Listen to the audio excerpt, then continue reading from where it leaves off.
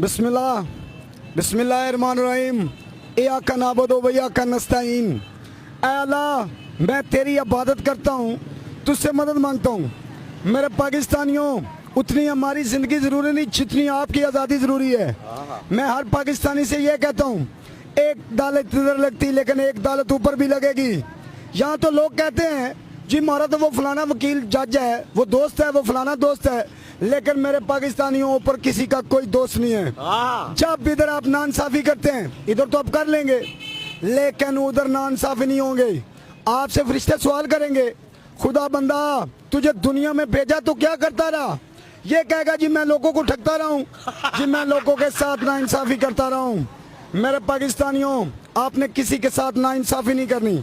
और मैं अपनी पूरी कौम से वादा कर रहा हूँ कि मेरे पाकिस्तानियों, ये गुलामी की जंजीरें गिरानी नहीं पड़ती, इनको तोड़ना पड़ता है। जहाँ भी पाकिस्तानी हैं, अगर लंदन में पाकिस्तानी हैं, अमेरिका में पाकिस्तानी हैं, न्यूजीलैंड में पाकिस्तानी, जहाँ जहाँ भी पाकिस्तानी हमारी आवाज़ सुन रहे हैं, उनसे ये रिक्वेस्ट है कि सबसे पहले तो आप लोगों ने घबराना नहीं है।